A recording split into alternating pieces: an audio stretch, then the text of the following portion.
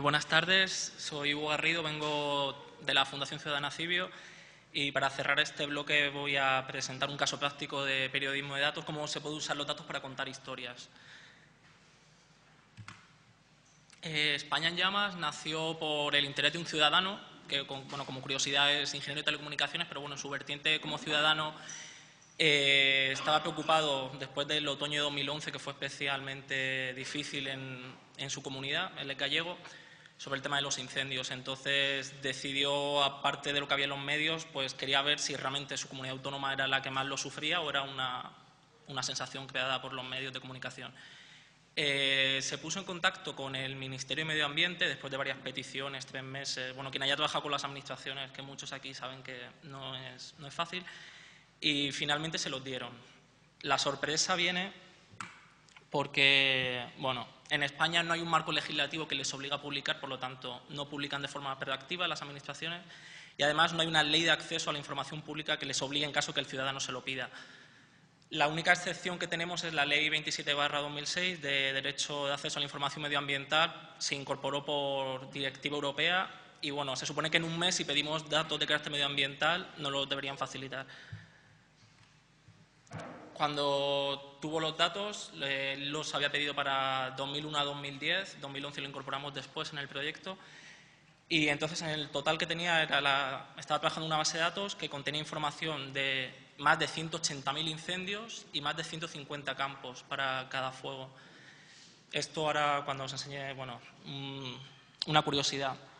Estos son algunos de los datos que hemos ofrecido para cada uno de los incendios que aparecen en la aplicación, desde si el fuego fue intencionado, es una causa accidental, la superficie quemada, los medios que se emplearon para extinguirlo y si había datos de información económica también se incorporaron.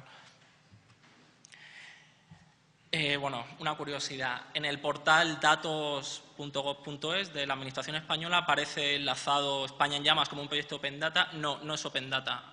En primer lugar, los datos hubo que pedirlos, no eran abiertos. Después de pedirlos y dárselos a este ciudadano, un poco una de las condiciones era que no se hicieran públicos. O sea, los tienes para ti, has hecho la petición de forma particular y para consumo propio.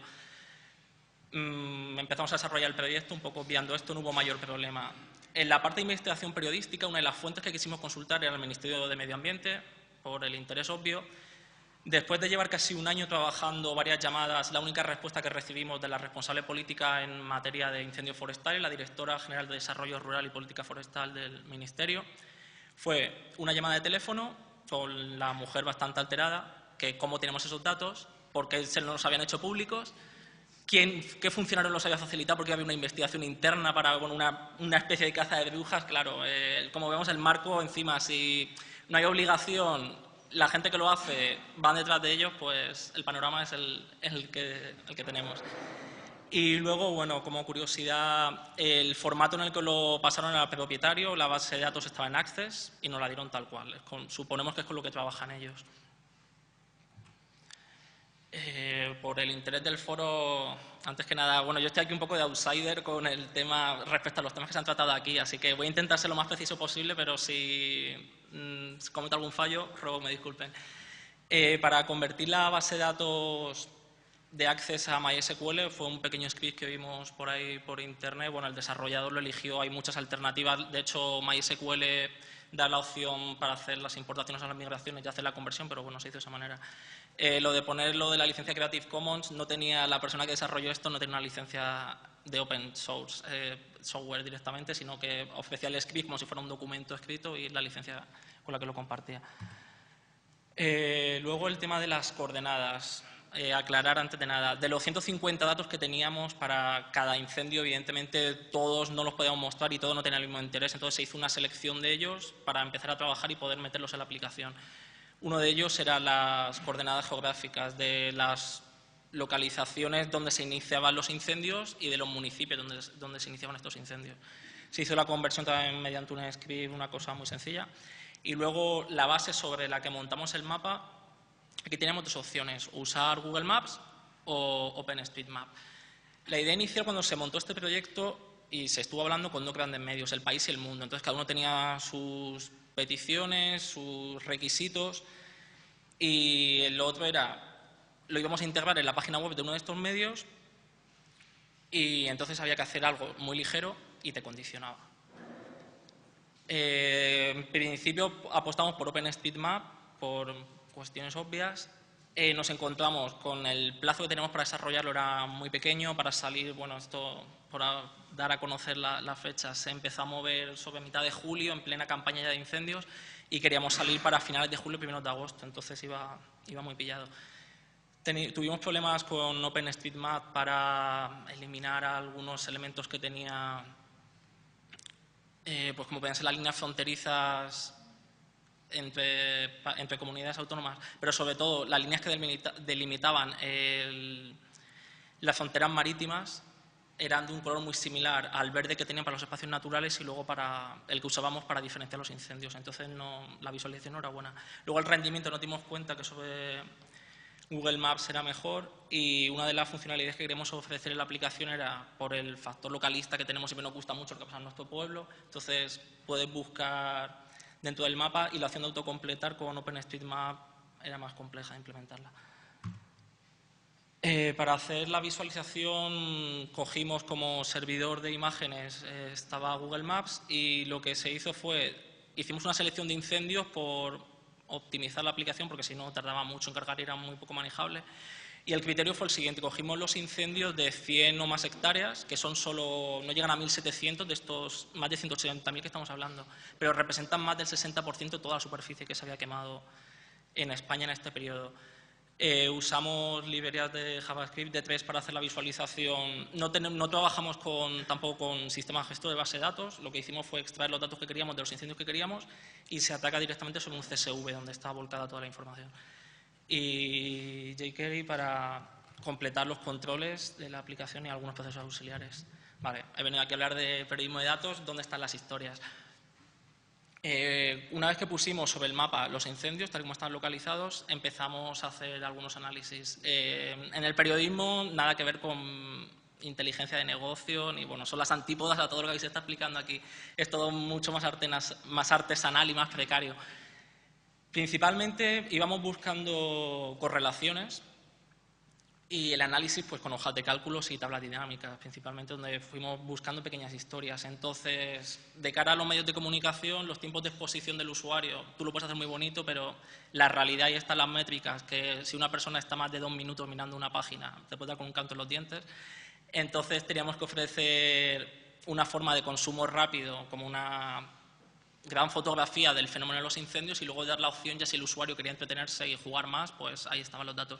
Nosotros salimos en un principio con estas 8 historias, hay una 9ª que se ha añadido unos meses después y vienen pues de ese análisis. Entonces aquí lo que hacíamos era coger las claves del periodo y vamos moviendo el mapa, desplazando el foco al interés que tiene con las historias. Por ejemplo, aquí está seleccionada sobre espacios naturales y, bueno, cogimos el caso del lago Sanabria, que era muy llamativo porque es el lago glaciar más grande de Europa. La población es muy pequeña y sufre del orden como de más de 20 incendios al año, algunos de ellos de gran magnitud, por la actividad. Luego vimos que era por la actividad agrícola y ganadera. Luego aquí tenemos la opción de que cada uno busque su historia y es lo que comentábamos, lo que estaba comentando. Podemos seleccionar la causa del incendio, si hubo víctimas mortales, comunidades autónomas y demás. Y ahí damos datos más amplios. Queríamos ampliar el proyecto porque esta parte era muy técnica y queríamos hacer más periodismo, o sea, verdadero periodismo de datos. Y lanzamos una campaña de crowdfunding con el proyecto en la plataforma era Goteo. Tuvimos éxito, por lo menos en la parte mínima que estábamos buscando. Bueno, las cifras están ahí. Y conseguimos recursos para en los 9 meses siguientes poder pagar la parte de investigación periodística y hacer algunas mejoras de carácter técnico. Periodismo de datos. Principalmente en el mundo de los periodistas, cuando les hablas de periodismo de datos, te dicen, no, yo he trabajado con datos toda mi vida, siempre he hecho periodismo de datos. No has hecho periodismo de datos. Primero, para empezar, porque hay una fobia a los números muy grande en el campo de la comunicación. Entonces, la parte de análisis prácticamente no existe. Y luego el desarrollo tecnológico que había antes no es el que tenemos ahora.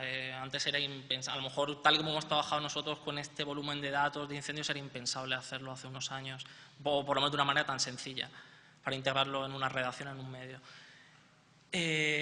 Nosotros combinamos, una vez que teníamos los recursos, la tecnología, lo que tenemos a nuestro alcance, y el periodismo más elemental, el tradicional de siempre. Aquí lo interesante viene porque nosotros, una vez que tenemos el mapa, íbamos descubriendo historias, o mientras hacíamos nuestros análisis íbamos descubriendo algunas historias, pero no dejaban de ser correlaciones. La explicación necesitaba un contexto en sí, al analizar los datos y visualizarlos no terminaba de contarlo. Entonces, durante estos 2 meses desarrollamos una historia sobre responsables, la responsabilidad de los incendiarios ante la ley, y otra sobre gasto público. Intentamos desarrollar, porque una vez más volvemos a chocar contra las administraciones cuando quieres trabajar con datos. En el tema de los incendiarios queríamos saber cuál era la respuesta judicial a este problema. Cuando empezamos a buscar la información, cuando hicimos la campaña, dijimos que íbamos a buscar todas las sentencias que se habían emitido en el periodo. No eran muchas, o sea, el problema no venía por ese lado, sino porque no hay ninguna administración, pero ninguna ni a nivel judicial, que sepa cuántas sentencias hay, y mucho menos que las tenga todas. Pero ni siquiera el Centro Documental del Consejo General del Poder Judicial lo sabe, no las tiene. La Fiscalía, que fue nuestra fuente principal para obtenerlas, tampoco, ellos se las tienen que notificar las audiencias provinciales, si quieren se las dan, si no, no, y luego aparte no se las envían. Cuando nos pusimos a trabajar había varios de estos problemas. Primero cuantificarlas y luego intentar hacer un tratamiento masivo con ellas. Todas ellas están escaneadas en PDF, pero muchas veces son métodos arcaicos, como puede ser una sentencia recogida por un secretario judicial en una máquina de escribir, lo escanea y luego el escaneo lo manda por fax a la Fiscalía. Total, o sea, es imposible. Intentar hacer un análisis OCR con esos documentos era imposible. Si queríamos hacer algo serio, al final tuvimos que hacer un análisis de contenido, tuvimos que leer las 325 sentencias que nos valían los datos una por una y analizar, o sea, montarlo todo, tabularlo para poder hacer luego un análisis serio con ello. Un poco las cifras son esas, más de 400 registros y tenemos más de 39 campos para cada uno. En el tema del gasto público queríamos saber, porque eso todos los debates, principalmente el año pasado, que fue un año muy malo, y se achacaba la responsabilidad de que los incendios fueran tan grandes aquel año a que se habían hecho recortes en este campo. Cuando vimos las competencias nos dimos cuenta que, aparte de las comunidades autónomas de la Administración Central, muchos municipios tienen competencias propias. Si nos metemos en Canarias, cada uno de los cabildos tiene sus competencias, en el País Vasco son las diputaciones, y bueno, hicimos peticiones de información a todos los organismos que tenían competencias y nos encontramos una vez más con que, como no hay obligación de contestarlo, las administraciones o pasaban directamente, a pesar de que algunas de ellas les hicimos la solicitud 5 veces, o la respuesta que te daban eran datos agregados o directamente te daban una cifra que te decían del año 2001 al 2010 nos hemos gastado esto, punto. ¿Y qué hago yo con eso? ¿Cómo valoro una evolución si no me lo estás diciendo? ¿Para qué sirve este tipo de periodismo que se empieza a hacer ahora en España y fuera de los grandes medios? Si vemos los medios tradicionales no vamos a encontrarlo. Primero porque no hay una apuesta y segundo porque requiere un tiempo que en los medios tradicionales no están en principio dispuestos a darlo. Como estoy aquí exponiendo un poco a modo de conclusiones, queda muy claro cuál es el trabajo de las administraciones en España. Y bueno, 2 cosas que conseguimos acá nosotros fue demostrar que nadie tiene datos centralizados sobre las sentencias. Cuando publicamos esta información al día siguiente, el fiscal de Medio Ambiente nos mandó una nota expresando su malestar porque habíamos dejado en mala situación la institución. Era simplemente me estoy limitando a contar lo que tenías, o sea, ni bien ni mal. Si no tienes recursos ya es, o sea, pelea tú por ellos. Y luego, por ejemplo, las instituciones responden. Es muy interesante este tipo de periodismo si lo extrapolamos a... Aquí lo hemos hecho en un tema medioambiental, pero si las administraciones empiezan a liberar datos y nos permiten conocer cómo toman las decisiones, podemos cuestionarlas como ciudadanos y como medio. No sé si habéis seguido la actualidad, se va a hacer ahora cuando se legisle la próxima reforma del Código Penal. Una de las propuestas que hay respecto a materia de incendios forestales es eliminar los tribunales del jurado. El ministro de Medio Ambiente, Arias Cañete, se ha cansado de repetir que esto hay que eliminarlo porque los tribunales del jurado tienen muchas más absoluciones, son ineficaces, pero es una opinión muy extendida de la judicatura. Nosotros nos preguntamos si en la judicatura nadie lo tiene centralizado, el ministerio tampoco conoce los datos judiciales, ¿cómo tomas esa decisión o cómo sabes dónde están? En la muestra que nosotros teníamos, que eran estas 350 sentencias, si hacemos caso a las cifras que teníamos, existen unas 600 en total en el periodo que estamos estudiando. Veíamos que la eficacia del Tribunal del Jurado es muy similar a los jueces profesionales, si no superior. También es verdad que la cifra de juicios es algo menos, es 1/3. Pero bueno, vemos que esta decisión se está tomando y realmente con los datos en la mano no se sostiene por sí misma. Y luego, bueno, podemos mostrar un par de ejemplos. Aparte, si entráis en españaenllamas.es o españaenllamas.es podéis ver las investigaciones, las visualizaciones que hemos hecho con el mapa, tanto explorar como las pequeñas historias. Y luego hicimos unas visualizaciones complementarias, bien para que el usuario explorara. Tenemos tantos datos que la única forma de poder compartirlos era esta. Entonces, pues no sé, por ejemplo, aquí tenemos un mapa con las causas de incendios y podemos seleccionar el tipo de causas. Si pinchas en la comunidad autónoma te pone la evolución en tantos por ciento de las causas. Lo que hablamos del análisis, cómo se pueden descubrir historias en los datos. Aquí sí vemos el caso de Extremadura, que es el pico amarillo, no sé si se ve bien. En el año 2003 vemos que el 40% de los incendios se debieron a rayos. Entonces, una cosa que dices, pues bueno, vale, algo anecdótico.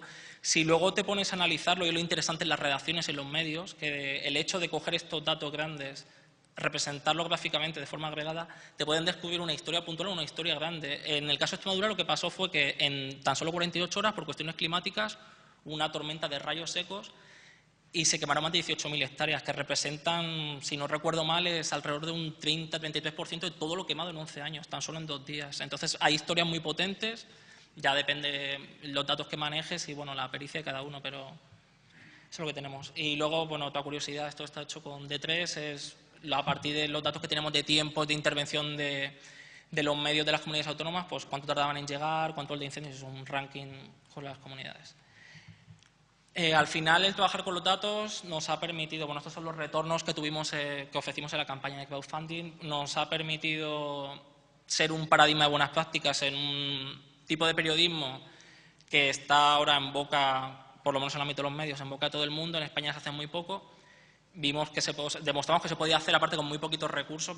La financiación es esa, los 6.000 euros, y ahí se han estado pagando 4 personas durante 10 meses, o sea que los recursos son justos. Luego la base de datos, nosotros, a pesar de que el Ministerio no la abra, los datos con los que trabajamos los hemos liberado todos, y algunos medios o personas que están interesados en algo más concreto también lo vamos liberando todo lo que se nos pide y podemos.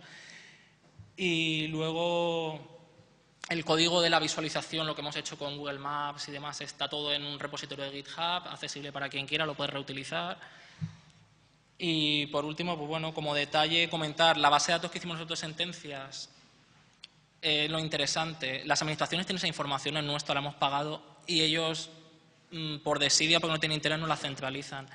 Cuando con gente de las administraciones que íbamos preguntando, de las fuerzas y cuerpos de seguridad del Estado, les decíamos que habíamos conseguido hacer esta base de datos, no la pedían ellos, las propias administraciones, porque tienen interés. En el ámbito judicial hay gente que nos la ha pedido.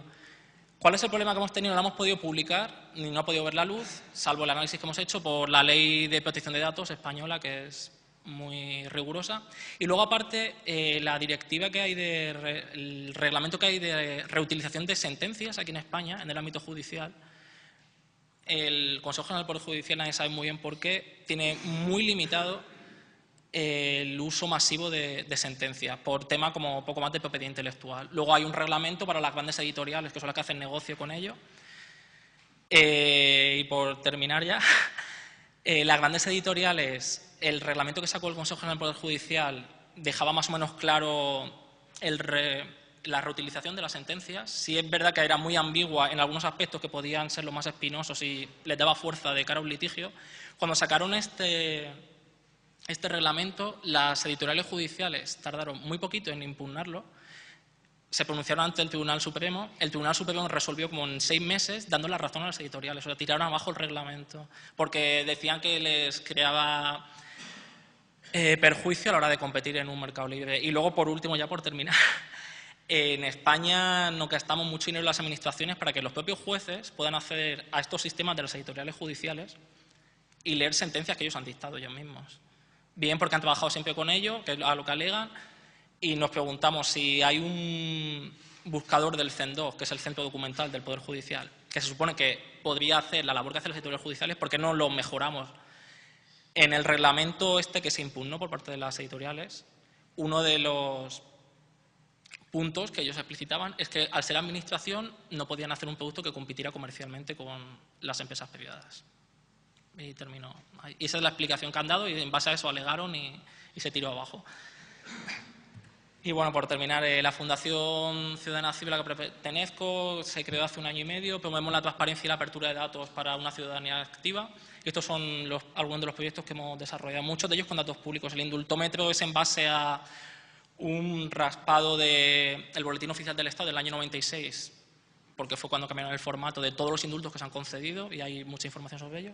Y Quién manda, que es el proyecto que estamos trabajando ahora en él, lo lanzamos hace un par de semanas y aspira a ser un mapa del poder de las relaciones en España, bien en base a nombramientos en boletines, públicos, el BOE, el registro de lo mercantil, y también todo lo que queremos meter ahí es a partir de datos públicos, consejeros de la Comisión Nacional de Mercado de Valores y demás. Y bueno, un poco eso.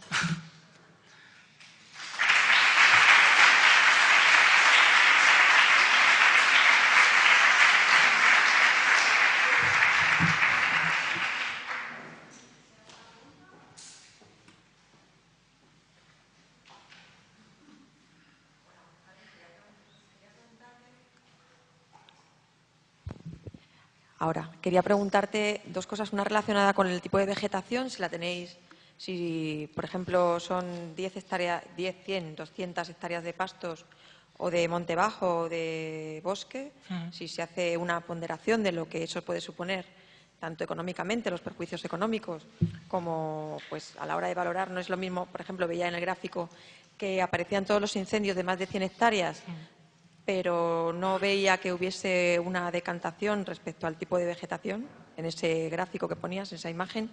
Y luego, por otro lado, también quería preguntarte si conocíais algún tipo de base de datos o de sistema como el que tenía hasta el año pasado la Comisión Europea, el del EIFIS, que lo conoces. El año 2012 todavía funcionaba a 24 horas, estaba dando a 24 horas la superficie quemada y ya este verano pasado no aparecían. Si hay alguna normativa o alguna explicación por parte de la Comisión Europea relacionada con este tema. Esas eran mis preguntas. Empiezo por el final. El EFI no sabemos por qué ha hecho esto. Estuvimos interesados en la información que tenían, sobre todo porque, bueno, una característica que no he comentado es que los incendios están reproducidos en el mapa a escala. O sea, no conocíamos la superficie exacta quemada, pero la escala de las circunferencias que hay ahí dibujadas representa la proporción real sobre lo quemado. El EFIS, como te decía, no sabemos por qué lo han hecho. Estuvimos mirando los datos porque era interesante, sobre todo para incendios grandes, intentar representar la superficie real quemada, dibujar la forma.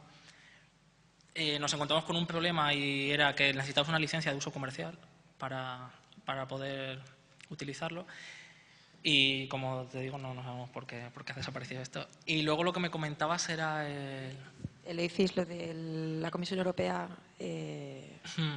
Si se motivó de alguna manera el que dejaran de informar a 24 horas. No lo sabemos porque más cuando estaba funcionando relativamente bien tampoco daba información sobre todos los incendios. Era la geolocalización que ellos hacían, que supone que era por sistemas térmicos, que debería coger incendios grandes. Había incendios grandes que te los cogía y había otros que no sabemos, el criterio no sabemos cuál era. Y había otros muy pequeñitos que sí aparecían, también es verdad que se daba mucho falso positivo. Hacían ellos previsiones, no sabemos si con datos climatológicos y demás, y podían aparecer, nos dimos cuenta, incendios que luego preguntabas a las autoridades, en tiempo real, a las autoridades del sitio en el que te aparecía geolocalizado y no había ningún incendio en esa zona.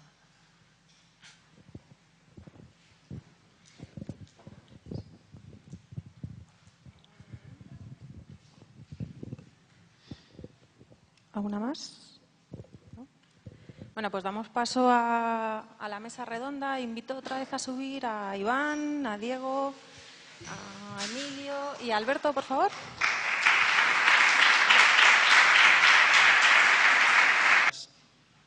Lo interesante, las administraciones tienen esa información, el nuestro la hemos pagado y ellos, por desidia, porque no tienen interés, no la centralizan.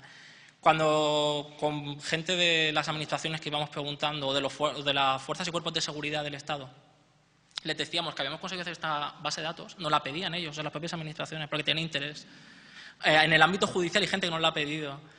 ¿Cuál es el problema que hemos tenido? No la hemos podido publicar, ni no ha podido ver la luz, salvo el análisis que hemos hecho por la Ley de Protección de Datos española, que es muy rigurosa.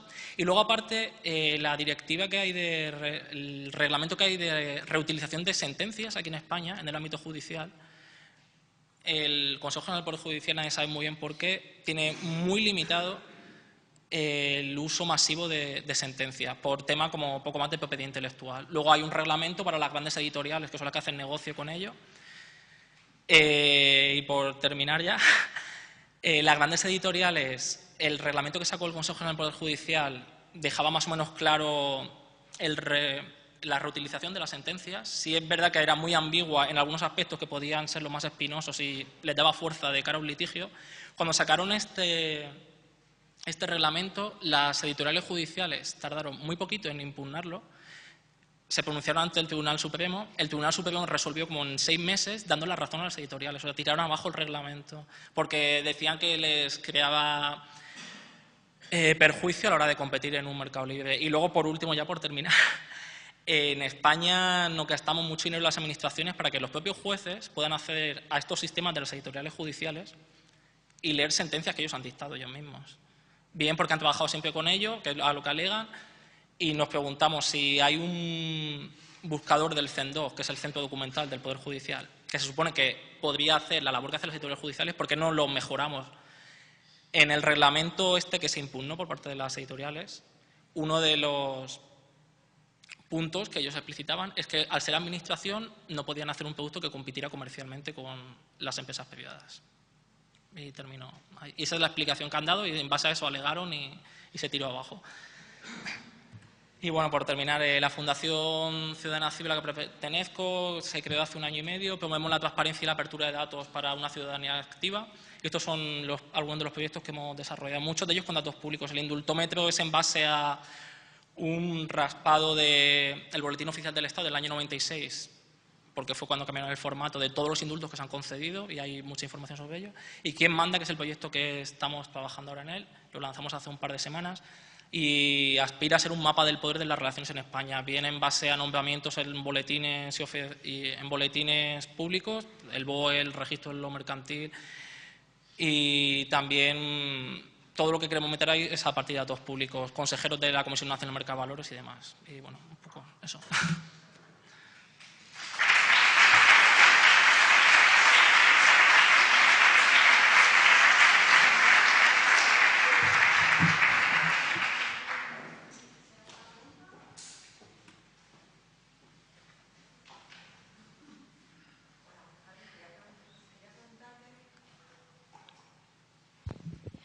Ahora, quería preguntarte 2 cosas. Una relacionada con el tipo de vegetación, si la tenéis, si por ejemplo son 10 hectáreas, 10, 100, 200 hectáreas de pastos o de monte bajo o de bosque, si se hace una ponderación de lo que eso puede suponer, tanto económicamente, los perjuicios económicos, como pues a la hora de valorar. No es lo mismo, por ejemplo, veía en el gráfico que aparecían todos los incendios de más de 100 hectáreas, pero no veía que hubiese una decantación respecto al tipo de vegetación en ese gráfico que ponías, en esa imagen.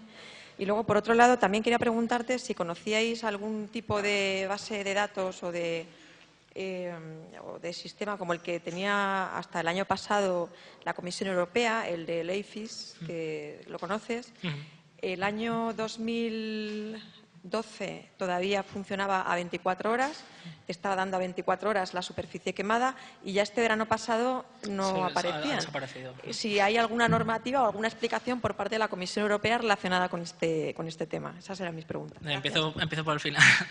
El EFI no sabemos por qué ha hecho esto. Estuvimos interesados en la información que tenían, sobre todo porque, bueno, una característica que no he comentado es que los incendios están reproducidos en el mapa a escala. O sea, no conocíamos la superficie exacta quemada, pero la escala de las circunferencias que hay ahí dibujadas representa la proporción real sobre lo quemado. El EFIS, como te decía, no sabemos por qué lo han hecho. Estuvimos mirando los datos porque era interesante, sobre todo para incendios grandes, intentar representar la superficie real quemada, dibujar la forma. Nos encontramos con un problema y era que necesitábamos una licencia de uso comercial para poder utilizarlo. Y, como te digo, no sabemos por qué ha desaparecido esto. Y luego lo que me comentabas era el EIFIS, lo de la Comisión Europea. Si se motivó de alguna manera el que dejaran de informar a 24 horas. No lo sabemos porque, es más, cuando estaba funcionando relativamente bien, tampoco daba información sobre todos los incendios. Era la geolocalización que ellos hacían, que supone que era por sistemas térmicos que debería coger incendios grandes. Había incendios grandes que te los cogía y había otros que no sabemos, el criterio no sabemos cuál era, y había otros muy pequeñitos que sí aparecían, aparecían, también es verdad que se daba mucho falso positivo. Hacían ellos previsiones, no sabemos si con datos climatológicos y demás, y podían aparecer, nos dimos cuenta, incendios que luego preguntabas a las autoridades, en tiempo real, a las autoridades del sitio en el que te aparecía geolocalizado y no había ningún incendio en esa zona.